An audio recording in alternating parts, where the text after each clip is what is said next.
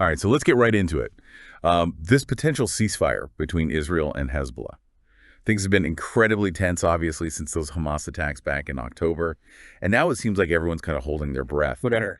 to see if this deal actually goes through. Yeah. So where do things stand right now? And are we really on the verge of a ceasefire? Yeah, well, from what we're hearing, it really does seem like a deal could be just days away. The Israeli Security Cabinet is actually set to vote on it soon, and there's a lot of speculation swirling around about what's actually in it. Okay, so let's get into those details then. What's supposedly included in this deal? Right, so from what we understand, it outlines a 2-month ceasefire. And during this period, Israel would pull its forces out of Lebanon, Hezbollah would withdraw from its positions along the southern border, and it also calls for an increased presence of both the Lebanese army and UN peacekeepers in the region.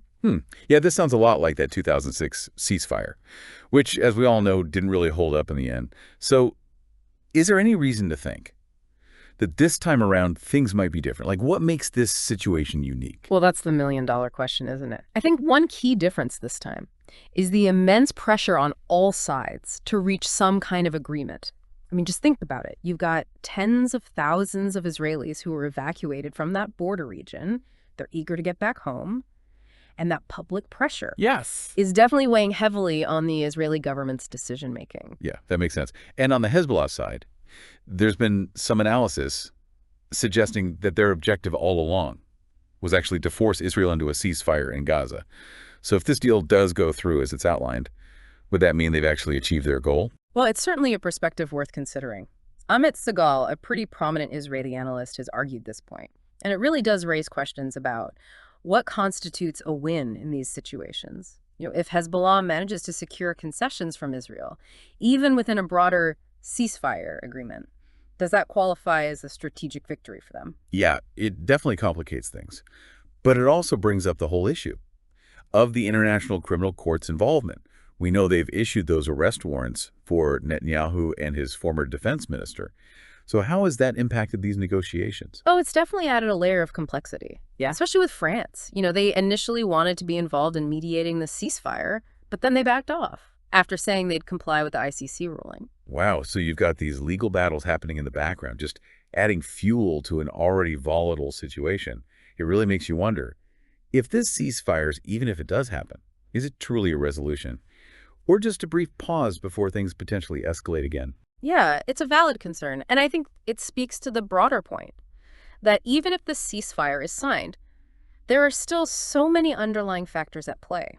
I mean, we can't ignore the fragile stability of the region, the role of Iran, and the potential for future conflict down the road. Okay, so let's shift gears a bit and talk about the United States. They've been heavily involved in trying to broker this deal. So what are their interests here, and what kind of leverage do they actually have? Well, the U.S. has a long history of involvement in the Middle East. They often act as a mediator in conflicts like this. I think their main interest here is stability. A protracted conflict between Israel and Hezbollah really isn't in anyone's interest, Yeah. especially not the U.S.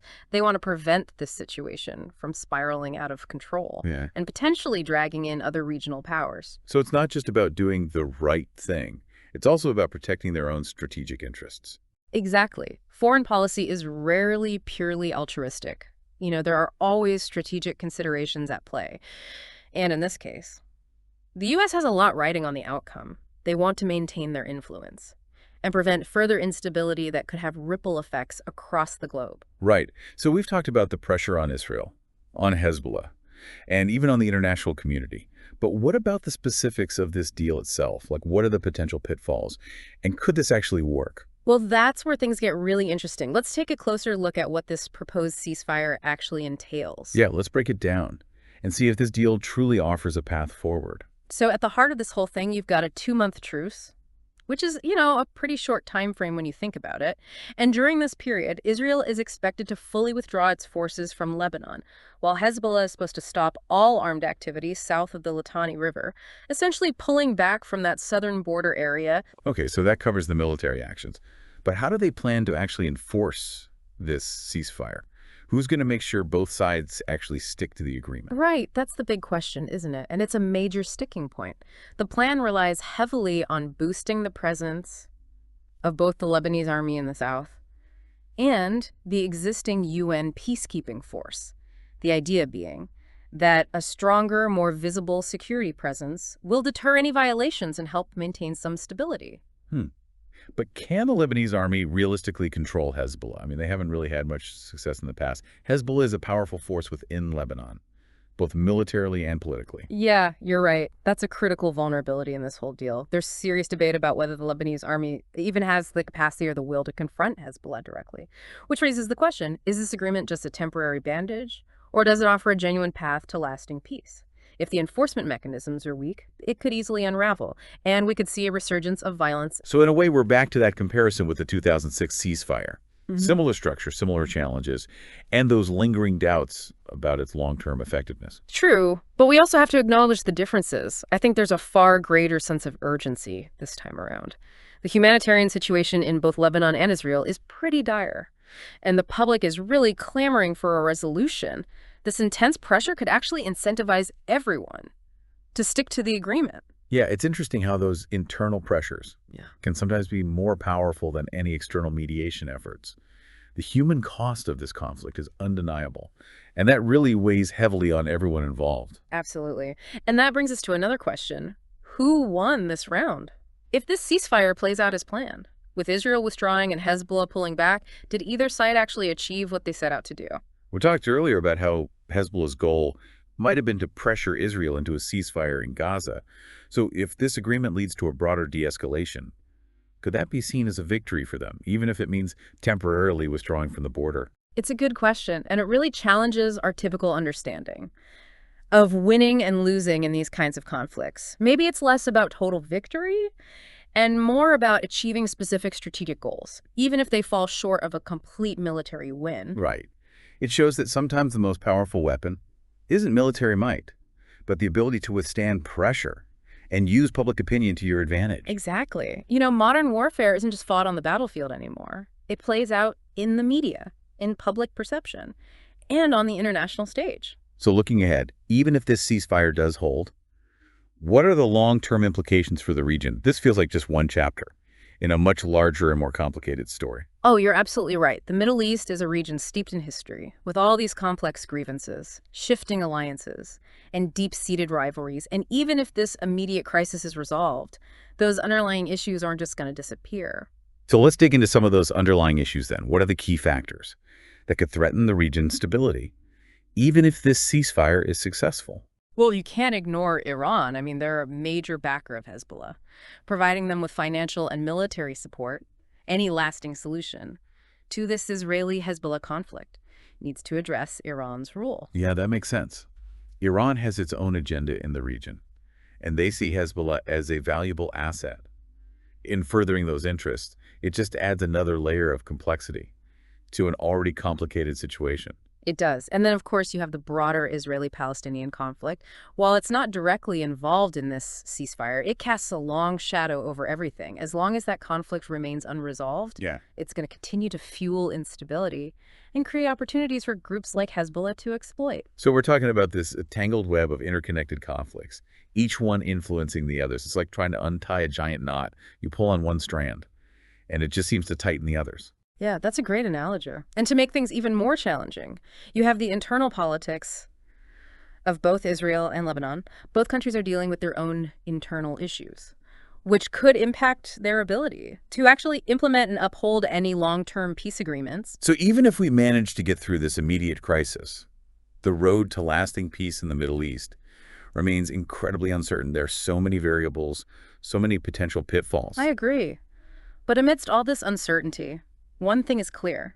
This potential ceasefire, however fragile and imperfect it may be, represents a glimmer of hope. It's a chance, however slim, to break the cycle of violence and create some space for dialogue and diplomacy. So we're talking about like a fundamental shift from a purely military approach to something more holistic. But what does that actually look like? How do we even begin to address these really deep-rooted issues that have been fueling this conflict for so long? Yeah. Well, it's a huge undertaking. There's no doubt about that. But I think the first step has to be building trust. We need to see real, tangible actions from both sides that show they're actually committed to peace. Things like prisoner exchanges, maybe, the release of hostages, or even cooperation on humanitarian aid efforts. So starting small then, proving their good faith through actions rather than just words. I guess the idea is that building trust could create a better environment for tackling those bigger, more complicated issues down the line. Exactly. It's about changing the whole dynamic, moving away from this winner-take-all mentality, where one side's gain is automatically the other side's loss. We need to create a framework where both sides can see that there are benefits to peace for everyone. That sounds great in theory. But let's be real for a second. This is a region with a long history of broken promises and deep-seated mistrust. So how do you overcome that? How do you convince people who've been fighting for decades that peace is even possible? Yeah, it's a massive challenge, but I think the key is to empower civil society, engage with those grassroots organizations, and really foster those people-to-people connections. We need to create opportunities for Israelis and Lebanese to interact, to share their perspectives, and start building those bridges of understanding. So it's about changing the narrative then, moving away from the language of conflict and creating a new narrative of peace and coexistence. Exactly. It's a long-term process for sure. It's about a generational shift in thinking. But it's absolutely essential if we want to see lasting peace. So let's bring this back to our listener for a minute. We've talked about this potential ceasefire, the complexities, the challenges, and those glimmers of hope. If you had to boil it all down, what's the key takeaway here? What does all of this mean for someone who's trying to make sense of this really complicated situation? I think the most important thing to remember is that the situation in the Middle East is always changing. There are no easy answers and there are no quick fixes. But even with all the uncertainty and these deep-rooted issues we've been talking about, there's still a sliver of hope. The ceasefire is a reminder that even the most difficult conflicts can sometimes find a path towards resolution. It's a reminder that peace is a process. It's not just a one-time event. It takes patience, perseverance, and a willingness to engage with people who see things differently than you do. It's not easy, but it's absolutely essential if we want to build a more peaceful and stable world. I couldn't agree more. And it's a process that requires all of us to participate. We can't just sit back and hope that someone else will fix things. We all need to stay informed, stay engaged, and be willing to contribute however we can to the pursuit of peace. Well said. As we wrap up this deep dive, I want to leave you with something to think about. What does this potential ceasefire tell us about the shifting power dynamics in the Middle East? Is it a sign of progress, a step towards a more peaceful future, or is it just a brief pause before things flare up again? There are no easy answers, as we've said, but I encourage you to keep exploring these issues, keep asking questions, and never give up hope for a better world.